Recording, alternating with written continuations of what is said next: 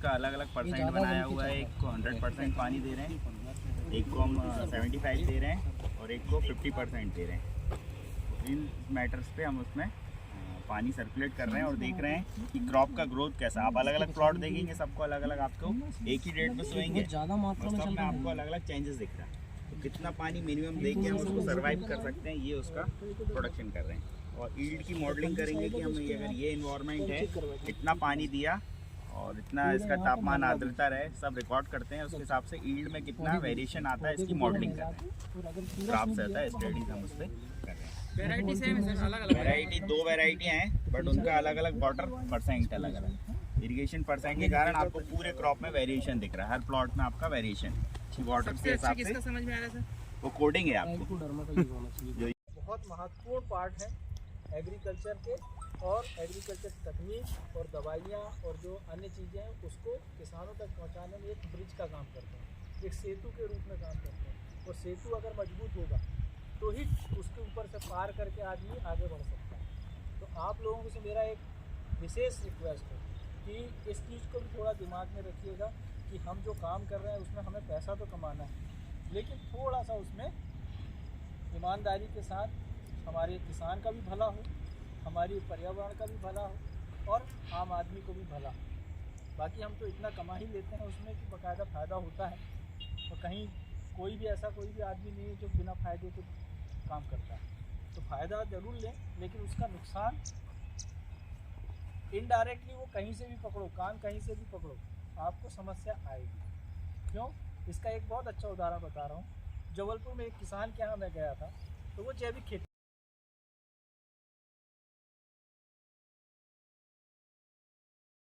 में उनको दिखाने के पर्पज़ से यहाँ 12 किस्में हमने गेहूँ की लगा रखी। ऐसी हमारी मटर की 3 वैरायटी यहाँ बहुत लगती हैं, उन तीनों वैरायटी चारों का हमने यहाँ लगा रखा है।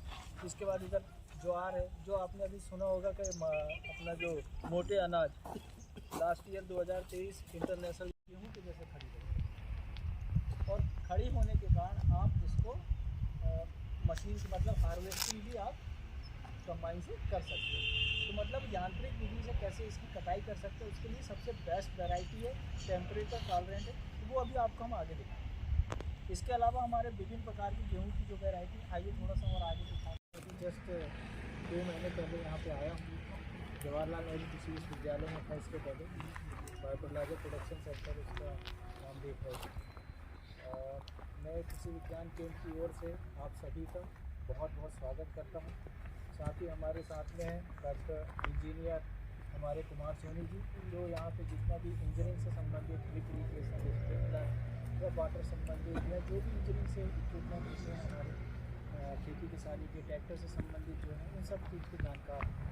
तो हमारे मिश्रा जी हैं जो फील्ड का काम देखते हैं, और इसके अलावा और भी हमारे साइंटिस्ट हैं जो अभी क्योंकि आज संडे है सब अपने अपने कार्यों में बिजी हैं।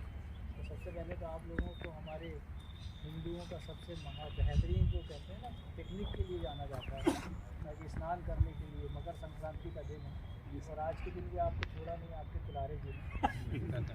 तो आप सभी को बहुत बहुत मकर संक्रांति की हार्दिक शुभकामनाएँ। आपको भी बहुत मकर संक्रांति का ये पर्व खुशियाँ लाए। और मैं ये बताना चाहूँगा कि यहाँ जो कृषि विज्ञान केंद्र का ये जो आप कैफेटेरिया देख रहे हैं, ये हमारे रबी मौसम में जो भी सब्जी वर्गी फसलें होती हैं, वो सब्जी वर्गी फसलों के साथ साथ रबी के सीज़न की जो हमारी चने की फसलें इस क्षेत्र के लिए बेहतर किस्में या मटर की किस्में, गेहूँ की किस्में, उनका हम छोटे छोटे पार्ट से एक फसल संग्रहालय के रूप में कैफेटेरिया जिसको कहते हैं, उस तरीके से किसानों को विजिट कराने के पर्पज़ से तैयार किया जाता है, ताकि किसान आए तो उनको अगर कोई बात उनके दिमाग में हो, कोई डाउट हो, तो वो ये फसल को देखकर पूछ सकते हैं, समझ सकते हैं। बहुत सारी बातें दिमाग में किसानों के तुरंत नहीं आती, लेकिन जब वो फसलों को सामने देखता है तो उनको दिमाग में आता है कि साहब ये सूख रहा है, क्यों सूख रहा है, क्या समस्या है, साहब हमारे खेत में ऐसा ऐसा हो रहा था, आपके यहाँ हो रहा है लेकिन हमको ऐसा ऐसा हो रहा था, अब ये बीच में साहब ये कौन सा पौधा निकल आया। तो ये बहुत सारे क्वेश्चन तैयार करने के लिए हम उनको ये सामने से आयते में जो रोटी सब्जी का अपनी थाली होती है वो लगा कर देते हैं, ताकि वो समझ सकें कि थाली में क्या क्या समस्या है, समाधान फिर तेजी से उसका प्रोवाइड करता है। तो ये क्रॉप कैफेटेरिया जिसमें विभिन्न प्रकार की फसलें हैं और जिनकी जानकारी हमारे किसान भाइयों को दी जाती है। विशेष रूप से आपके लिए यहाँ एक महत्वपूर्ण चीज़ है वो है दिखाने के लिए कि हमारी गेहूँ की एक प्रजाति है JG24, जो अभी खेत में लगी हुई है उस तरफ, और यहाँ पे भी छोटे से प्लॉट में भी लगी हुई है। JG24 का हम लोग लीडरशिप उत्पादन करते हैं। इसकी डिमांड पूरे साउथ पे है। क्यों साउथ में क्यों है? उसका एक सबसे मेन रीज़न है कि वो टेम्परेचर को सस्टेन करता है। अगर टेम्परेचर हाई भी हो तो भी वो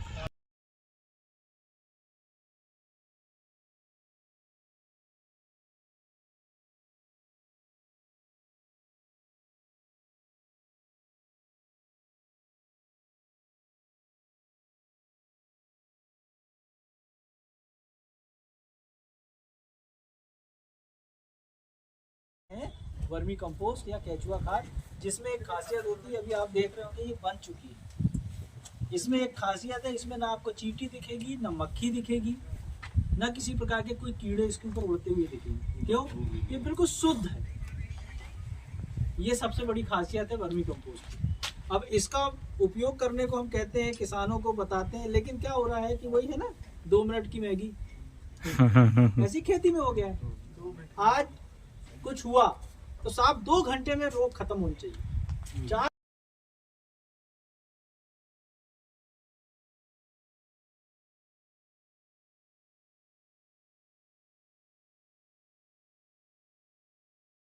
वो भी डाल सकते, कोई असर नहीं।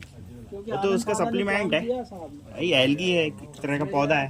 अब वो सप्लीमेंट चाहिए तो वो खाद से नीचे खींचेगा, उससे ग्रोथ पकड़े। गवर्नमेंट की हाँ, ये गवर्नमेंट के लिए सर टेम्परेचर ये ठंडा ही वाला चाहिए क्या? नहीं, वो आप कभी सीजन में होगा, बस कब थोड़ा ड्यूरेशन में, जैसे आप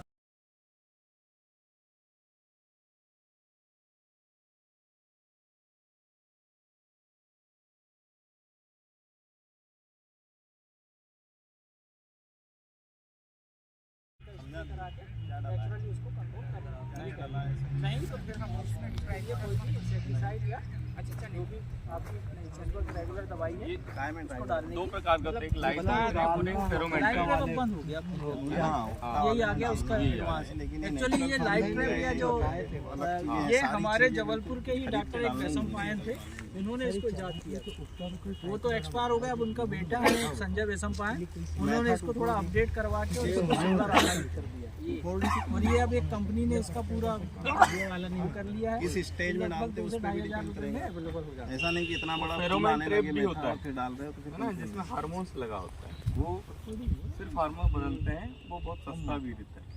वो हम लोग पहले देते थे अपने डिपार्टमेंट फ्री में देते थे, अब वो बंद। पौड़ी नहीं डालना है तो वो डाल दो। ये बहुत कारगर है कीड़े पकड़ने का। बेचता आता है, एक बेचता आता है, एक टोटल आता है। इस तरफ हो जाओ, इधर आ जाओ, अंतरा इस तरफ आ जाओ।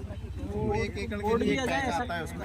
आप लोग इस तरफ शायद 100 ml उस तरफ टेस्ट हो जाओ, वो जा रहे हैं बेचता करने के लिए नहीं।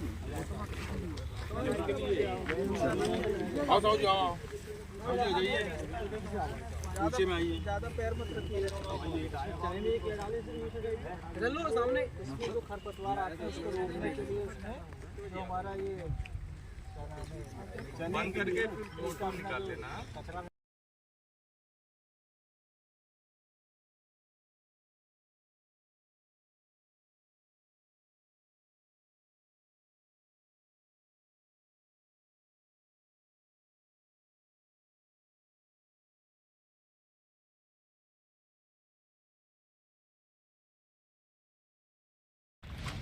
जो हार्ट बड़ा कर लेना। बीमारियाँ होती हैं तो जनरली सफूला का तेल के लिए रिकमेंड किया जाता है। क्या हो रहा है कि सफूला का तेल में बहुत ज़्यादा ये जो समस्या आ रही है हार्ट ब्लॉक होने की, वो समस्या हमें आती है, इसलिए सफूला का तेल रिकमेंड किया जाता है।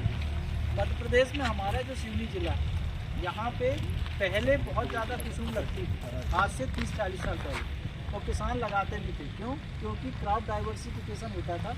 हर खेत में आप जाकर देखें तो क्या होता था, चना भी लगा है, थोड़े में गेहूँ भी लगी है, थोड़े में अरहर भी लगी है, थोड़े में मूंग भी लगी है, थोड़े में कुसुम भी लगी हुई, थोड़े में कॉटन भी लगा हुआ है। मैंने देखा है कि मेरे यहाँ नानी के यहाँ जब खेती होती थी